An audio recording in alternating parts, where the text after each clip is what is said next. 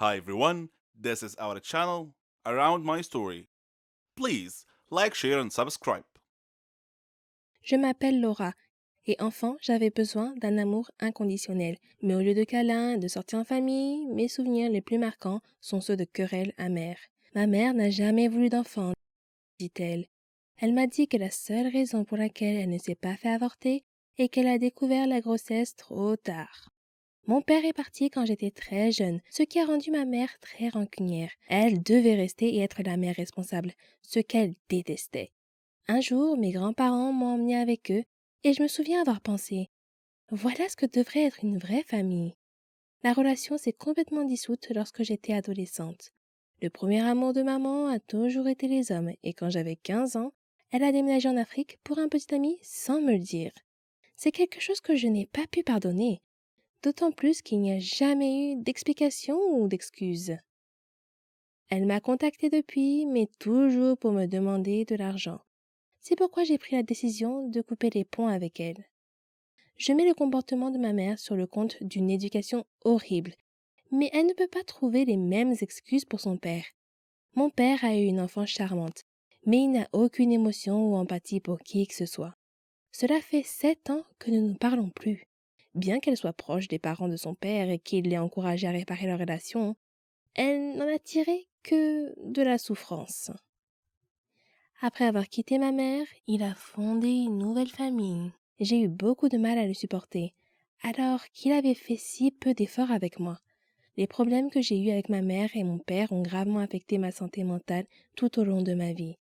Aujourd'hui, je vois régulièrement un thérapeute qui m'aide à gérer mes émotions. Lorsque je me marierai l'année prochaine, aucun de mes parents ne sera invité. J'ai grandi en pensant que j'avais fait quelque chose de mal pour que mes parents ne veuillent pas de moi. Mon seul regret est de ne pas avoir dit à mon père à quel point je le détestais. Je ne déteste pas ma mère, j'ai juste pitié d'elle et j'aimerais qu'elle se rende compte de ce qu'elle a fait. Mettre fin à tout contact avec un parent peut sembler extrême, mais pour moi, il s'agissait d'un acte d'autopréservation. Mon père est parti quand j'avais 8 ans et je n'ai pas parlé une seule fois à ma mère depuis que j'ai déménagé en Allemagne il y a 10 ans.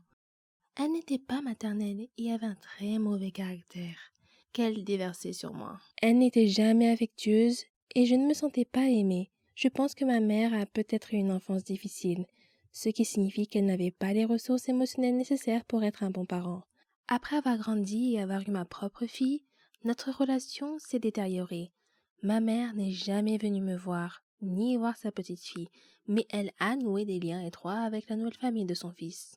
J'ai souffert qu'elle s'efforce de passer du temps avec les enfants de mon frère et non avec les miens.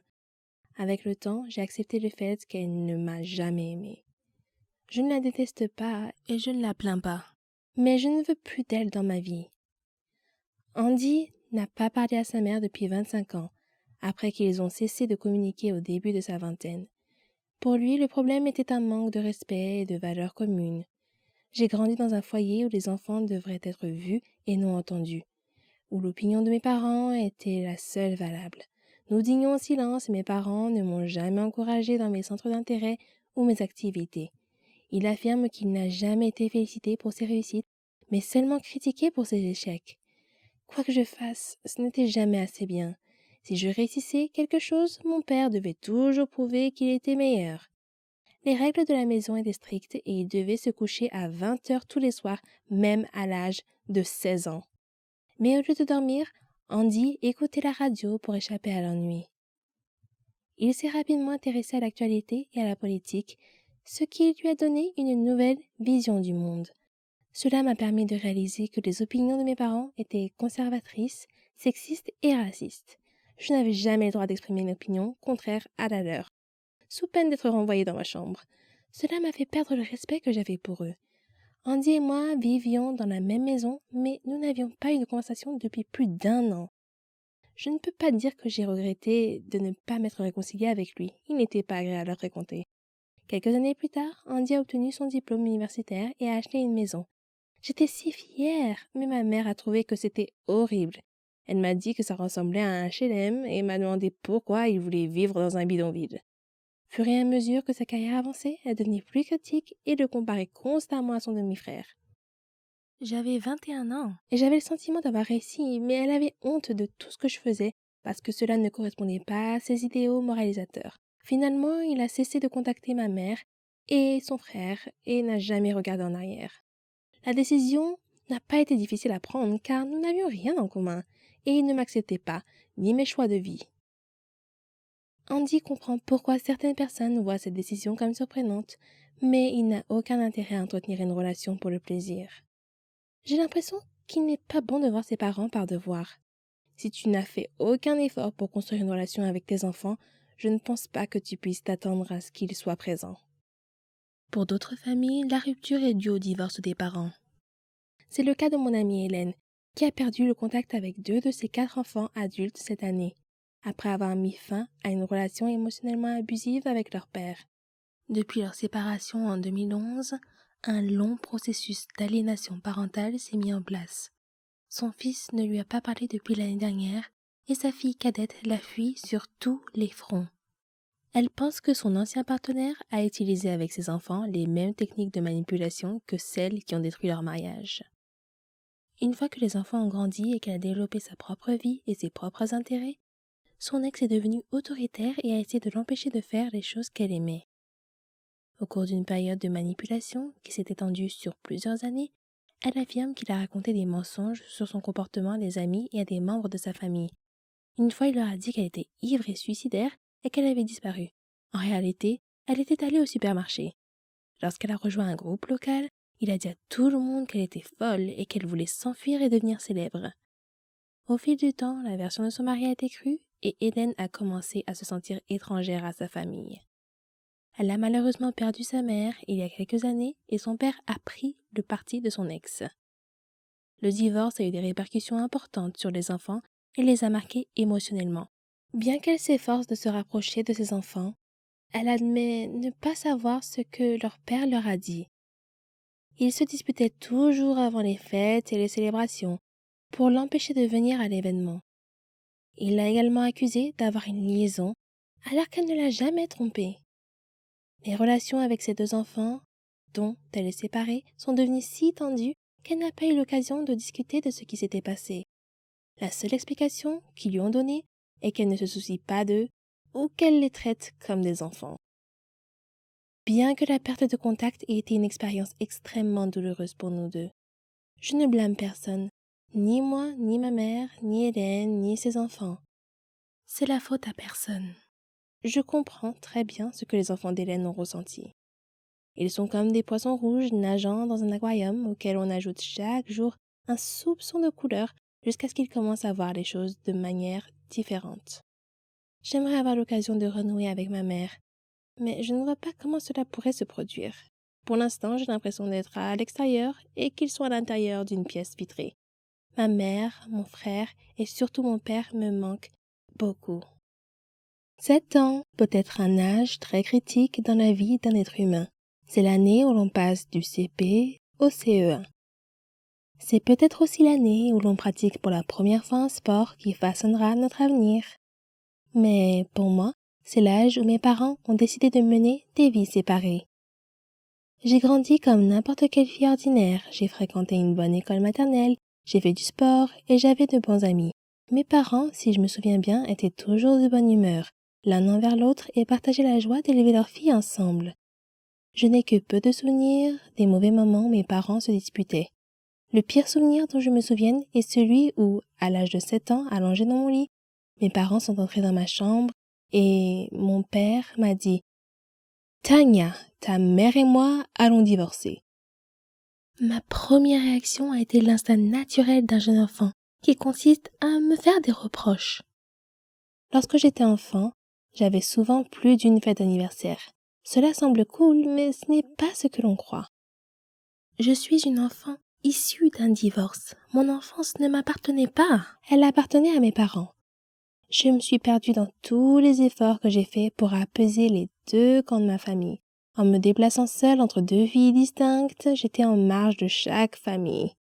Jamais une initiée. Les personnes que j'aimais le plus n'étaient jamais dans la même pièce.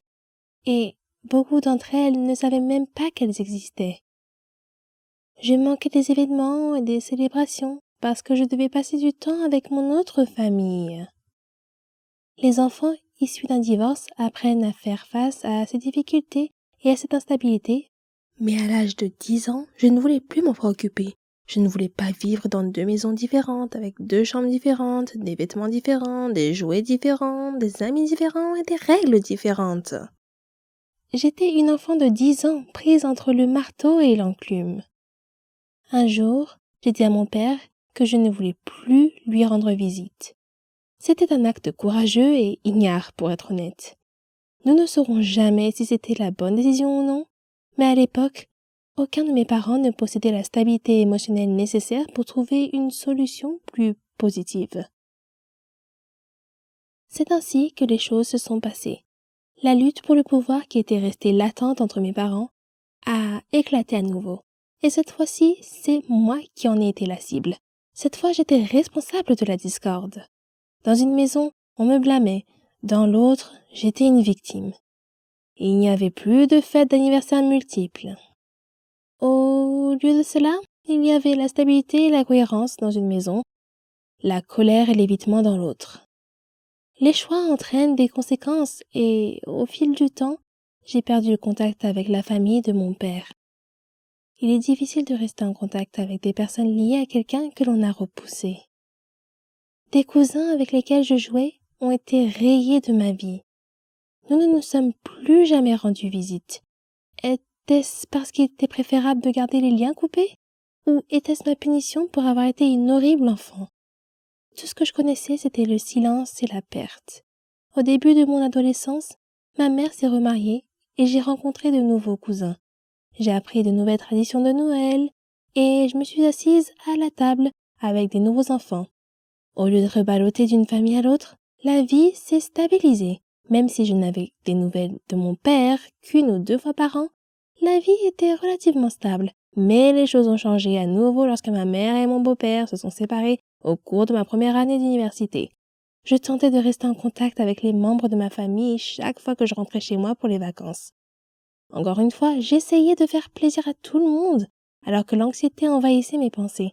Avec qui dois-je passer le réveillon de Noël? Dois-je rendre visite à telle ou telle famille? Seront-ils offensés si je ne prends pas le temps de les voir? Seront-ils offensés si je n'apporte pas de cadeaux? J'aurais aimé que tout le monde vienne me rendre visite. Mais cela n'aurait pas très bien marché chez ma mère. Au lieu de cela, j'ai rendu visite à tout le monde par mes propres moyens, en apportant des petits cadeaux bien pensés que j'avais achetés avec mon budget d'étudiante. Je faisais la causette et me sentais étrangère. J'étais toujours l'invitée gênante, jamais l'hôte chaleureuse. Pendant les 10 années qui ont suivi ma sortie de l'université, j'ai vécu loin de chez moi. Pas un seul membre de mes 4 familles, à l'exception de ma mère, n'est venu me rendre visite, ne m'a appelé ou n'a même fait savoir qu'il passait en ville. Pourtant, chaque fois que je rentrais chez moi pour Noël, je programmais des visites.